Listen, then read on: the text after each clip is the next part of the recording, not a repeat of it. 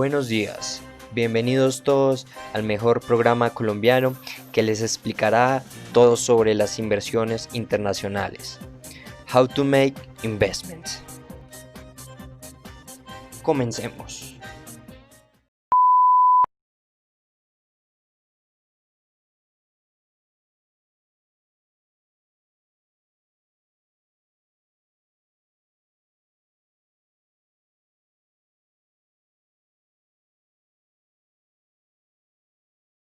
Sin más que mencionar, démosle la bienvenida a Alejandra y a Sebastián.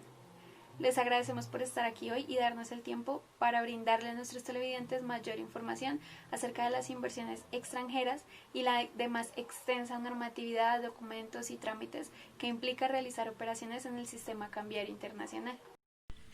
Para comenzar, abordaremos dos temas importantes que son la inversión extranjera en Colombia y la inversión de capital colombiano. Claro que sí, para contextualizarnos, la inversión extranjera está directamente relacionada con la inversión de capital extranjero en el país y las inversiones de capital colombiano en el exterior. Para esto hay clases de inversión extranjera. Podemos comenzar por la inversión extranjera directa. Esta inversión se realiza sobre los activos adquiridos por una persona no residente para cualquier título como soporte a un acto o contrato. Interesante, ¿se le ocurre algún ejemplo, como las participaciones que se ven involucradas en el capital de una empresa que se encuentra en Colombia? Sí, claro, encontramos acciones, cuotas, aportes o bonos. Cada bien se verá involucrado como los inmuebles ubicados en el país, las participaciones derivadas de contratos, las participaciones de capital, inversiones y activos intangibles adquiridos para el pro de un desarrollo económico. Vaya, es bastante interesante lo que nos comentas y de gran ayuda para nuestros televidentes. Por ende, nuestra segunda clase de inversión es la de portafolio. ¿La conoces? ¿Qué puede contarnos sobre ella?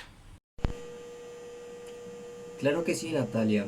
La inversión de portafolio se efectúa sobre los valores que se ubiquen en el Registro Nacional de Valores y Emisores, por sus siglas RNVE, o consignados en las listas de cotizaciones en el extranjero. También encontramos el registro de inversión extranjera directa en Colombia, en donde todas las inversiones provenientes del exterior deben registrarse únicamente ante el Banco de la República a través de un intermediario del mercado cambiario o en una cuenta como tal de compensación para que el inversionista extranjero sea quien ejerza los derechos cambiarios establecidos por el gobierno. Exacto, si hay venta de la inversión a residentes en el país, liquidación total o parcial de la inversión, el titular debe cancelar todo registro de la misma durante los 6 meses siguientes a la fecha de la. Cuando ya tenga la certeza de que existe registro de la inversión en el Banco de la República, el cambio de los titulares de la inversión deberá ser reportado al Banco de la República mediante un proceso de sustitución, que será realizado a los 6 meses siguientes luego de realizada la. Bueno, para finalizar de la inversión extranjera y sus tipos, tenemos los derechos cambiarios. Estos derechos cambiarios se generan en el momento de realizar la inversión y le dan algunos derechos al titular de la cuenta.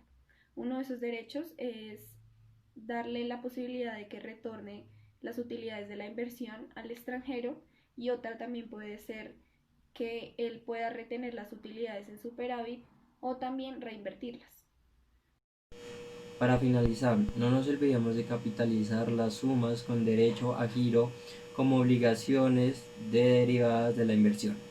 Perfecto, Sebastián. Nos parece de vital importancia que este espacio sea tan enriquecedor para nuestros televidentes, ya que, como sabemos, muchas personas hoy en día se encuentran presentes en el mercado con sus emprendimientos y necesitan conocer de temas como estos que los ayudarán a potencializar su idea de negocio. Continuamos con la inversión de capital colombiano en el extranjero. Alejandra, ¿qué nos puede contar al respecto? Claro que sí, la inversión de capital en el exterior se refiere a las inversiones efectuadas por residentes del país y que son destinadas a una sociedad determinada adquirida por un residente. El registro de estas inversiones depende de si está realizado en divisas o si fue realizado por medio de un. Estás en lo correcto. Además, cabe resaltar que existen inversiones financieras y activos en el exterior, los cuales incluyen la compra de bienes y títulos radicados en el exterior y además la compra de obligaciones privadas o públicas externas y bonos de deuda pública externa. Exacto, Natalia. Estas inversiones se efectúan por el mercado cambiario. Actualmente no existe obligación de registro en el banco para inversiones que se efectúan con recursos de mercado no regulados, es decir, en donde partieron voluntariamente la industria y todos aquellos usuarios que tengan un alto consumo de un determinado bien. Sus aportes son de vital importancia para nuestros televidentes. Ahora, la inversión de capital en el exterior se relaciona directamente con un tema que nos compete a todos y es muy interesante, el régimen cambiario. Por supuesto, este tema es bastante llamativo, ya que muchos de nuestros televidentes nos preguntan por el funcionamiento del régimen cambiario en nuestro país.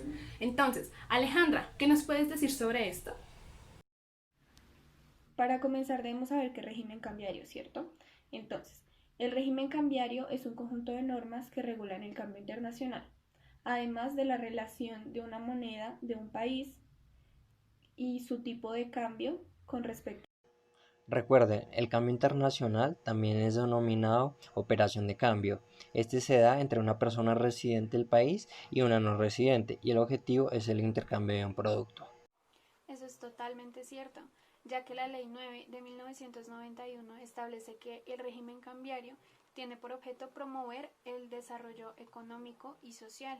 Entonces, también equilibra el sistema cambiario y es capaz de reflejar una internacionalización de una manera un poco más justa y más dinámica. Entonces, ahora sí podemos ver cuáles son las operaciones que pertenecen al mercado cambiario.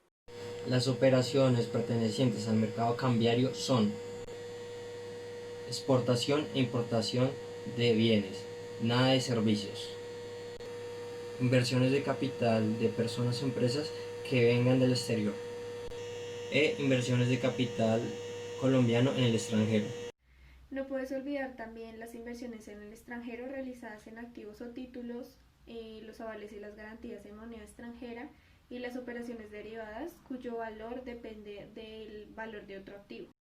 También podemos hablar acerca de los intermediarios del mercado cambiario porque es un tema importante que nos va a ayudar a conocer qué personas están envueltas en todos los aspectos que ya hemos mencionado anteriormente. Exactamente, Natalia.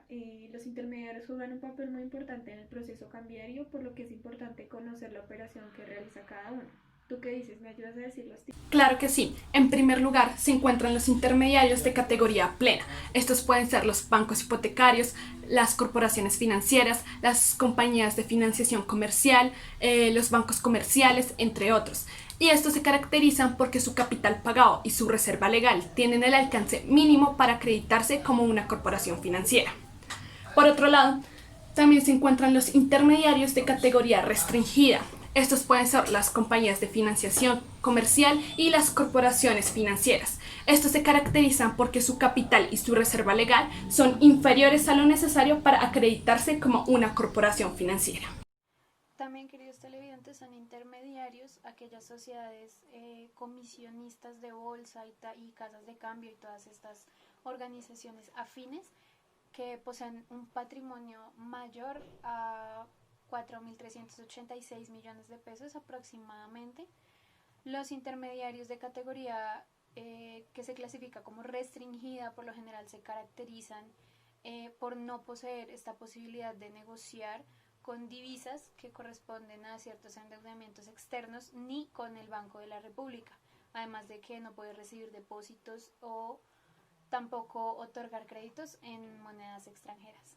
Eso es muy cierto. Además, recuerdo que los intermediarios de categoría plena pueden realizar operaciones como adquirir y vender las divisas y títulos representativos que deben canalizarlos por el mercado cambiario. Además, por la parte de intermediarios de categoría restringida, estos tienen la posibilidad de enviar o recibir giros de moneda extranjera de operaciones de importación o exportaciones, inversión extranjera y de inversión colombiana en el exterior. Además, otro dato interesante es que tienen el manejo de un sistema de tarjetas de crédito y débito internacionales. Además tenemos el Banco de Comercio Exterior de Colombia, también denominado Bancoldex. Este banco se crea con el fin de financiar las necesidades que se tengan en capital de trabajo, activos fijos de financiación de algún sector de Colombia, exceptuando el agropecuario. Y también tenemos la Financiera de Desarrollo Nacional, la cual se crea a partir del objetivo de financiar los proyectos de infraestructura en el país y nace a partir también de la Financiera Eléctrica Nacional, ya que el objetivo del gobierno era generar un mayor desarrollo económico y un mayor desarrollo en el sector de infraestructura del país. Por otra parte, también tenemos que recordar que todos los intermediarios del mercado cambiario están obligados a exigir la presentación de una declaración de cambio con los términos y condiciones que solicite el Banco de la República. De segundo, también tenemos que suministrar la información sobre las operaciones de cambio que se hayan realizado en forma y términos que la entidad determine, que pues en este caso también sigue siendo el Banco de la República. Claro que sí. Además de esto, los intermediarios también están obligados a rendir cuentas a ciertas entidades pertinentes, como en este caso lo es la Superintendencia Financiera. Diariamente, digamos que tienen que informar las tasas de cambio con las que se está manejando las operaciones de compra y venta de divisas o títulos, dependiendo del caso. También se le puede informar a la Superintendencia Financiera trimestralmente cada uno de los movimientos de las cuentas corrientes que se tengan en países en el exterior. Y por supuesto que también poseen responsabilidades. Conocer de manera adecuada a todos sus clientes, rechazar formularios tachados o enmendados, asignar a la declaración de cambio un número de identificación que no podrá usarse a nivel nacional el mismo día, verificar la identidad del residente o no residente que realice la operación de cambio, exigir todos los documentos solicitados por el régimen cambiario, cumplir con la transmisión electrónica de información, conservar todas las respuestas y mensajes que se generaron por el Banco de la República, enviar todos los documentos que se requieran para fines estadísticos al Banco de la República. Ya de las cuentas de compensación, se tiene que tener en cuenta que toda persona, sea natural o jurídica, puede crear una cuenta de compensación. ¿En qué consiste? Esta cuenta de compensación consiste en generar una cuenta bancaria en el exterior, en un banco del exterior, y se denomina en moneda extranjera. Lo único que se tiene que tener en cuenta para este tipo de cuenta bancaria es que todas las transacciones y movimientos que se vayan a realizar se tienen que presentar en el Banco de la República. Por otra parte, también tenemos que recordar que todos los intermediarios del mercado cambiario están obligados a exigir la presentación de una declaración de cambio con los términos y condiciones que solicite el Banco de la República. De segundo, también tenemos que suministrar la información sobre las operaciones de cambio que se hayan realizado en forma y términos que la entidad determine, que pues en este caso también sigue siendo el Banco de la República. Claro que sí, Natalia, como lo comuniqué, son aspectos muy importantes que se tienen que tener en cuenta del régimen cambiario, pero estos no son los únicos que existen. Vamos a ver otros tres a profundidad a continuación. Exactamente. Por eso daremos inicio explicando sobre la declaración de cambio. Bueno, como en cada país existe un sistema de información sobre las operaciones que afectan el mercado de divisas, y dicho sistema es alimentado con la información que suministran las personas que realizan las operaciones en el mercado cambiario, es decir, los inversionistas. Así es, por esta razón la declaración de cambio es un mecanismo por el cual se informa de manera más detallada las inversiones internacionales. Por consiguiente, cuando se realiza la declaración, se adquiere un derecho de inversionista extranjero a remitir al exterior las sumas en dólares. Exactamente, y es para preservar el principio de no dolarización de la economía, la estabilidad financiera y la efectividad de la política monetaria.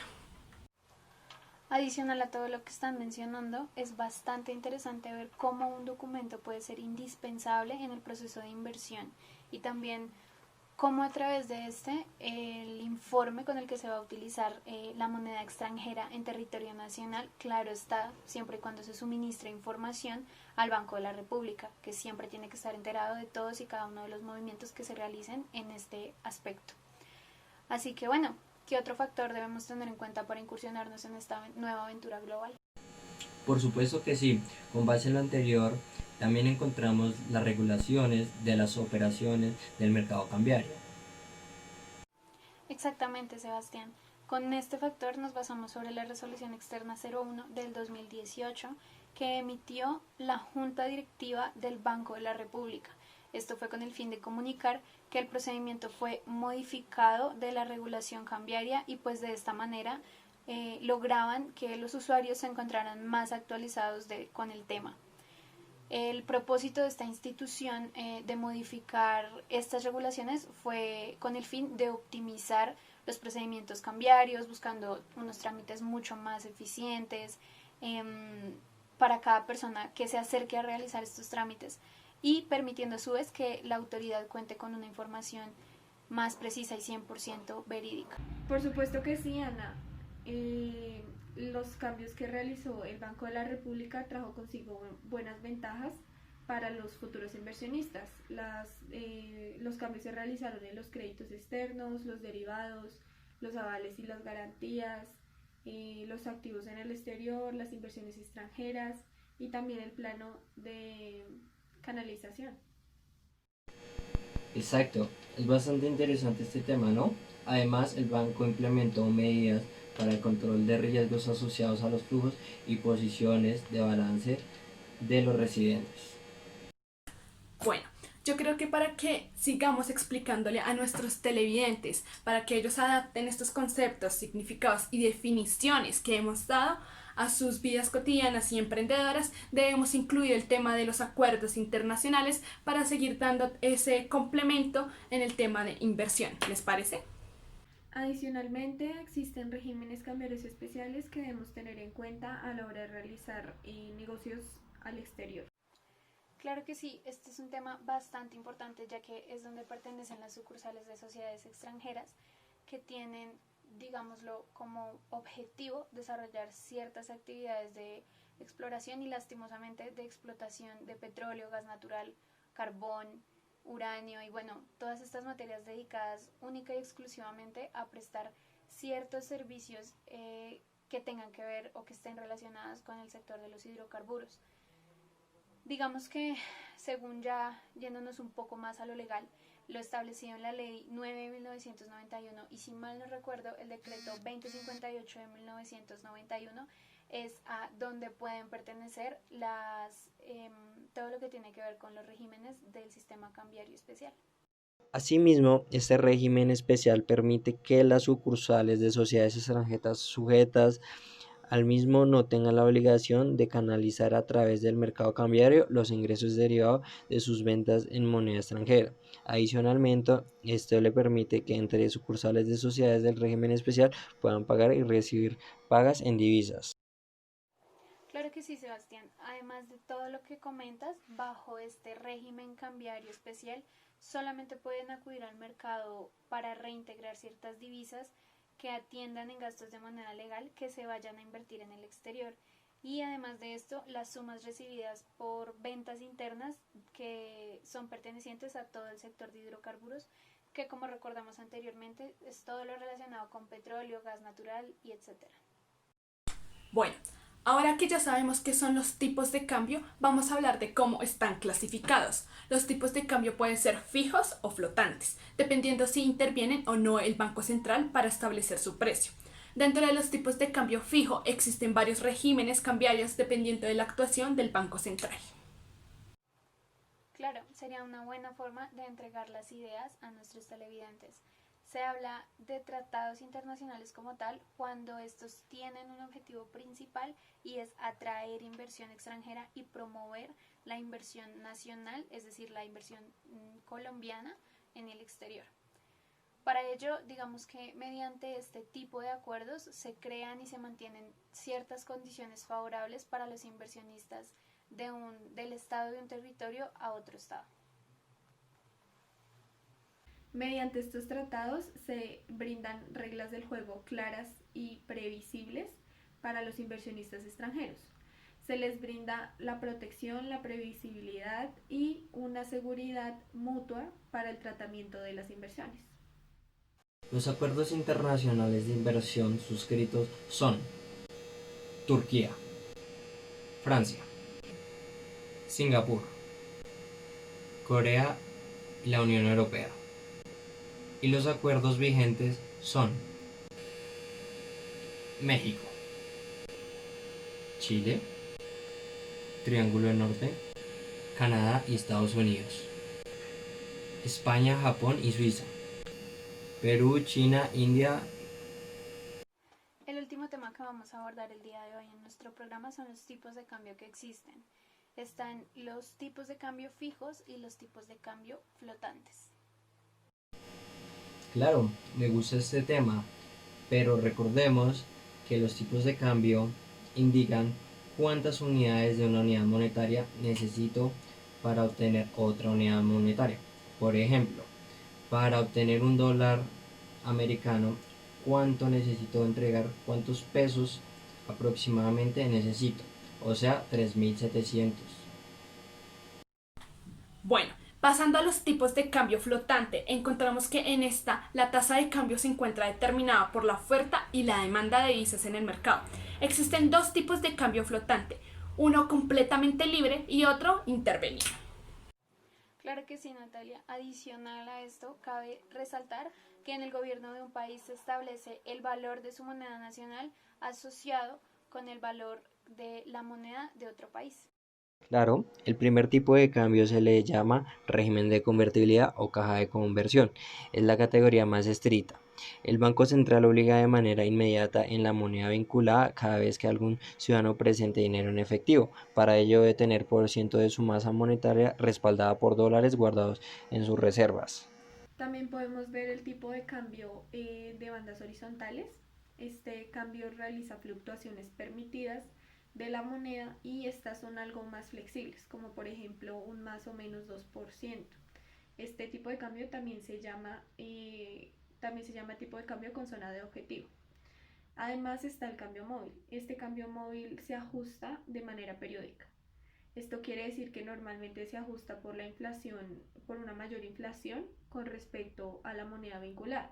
Esto se puede realizar de manera activa o pasiva. El último de los tipos de cambio fijo es el cambio con bandas móviles. Este tipo de cambio es similar al de las bandas horizontales, pero el ancho de las bandas se va incrementando poco a poco. Este se suele utilizar como un paso intermedio a un tipo de cambio flotante. Well, based on what we learned today, I hope our viewers were satisfied with the all information. Now, I'd like to say a little conclusion in English. We wanted to explain about this topic because we consider it's important to have knowledge about the methods to be implemented on foreign investments and exchange systems, with the objective of being highly prepared professionals in the areas, for example, business. This is for a simple reason. Currently, we are an interconnected world, and people who know about the regulation of exchange system and also the process and concepts of foreign investments will be entrepreneurs with an international vision and of course great success. Entonces, el primero es la flotación simple. Esto quiere decir que es aquella situación en la que se encuentra una moneda y su tipo de cambio se obtiene según el juego de la oferta y la demanda, donde el Banco Central no interviene en ningún momento. Este tipo de cambio también se llama flotación independiente. El segundo y último es la flotación sucia.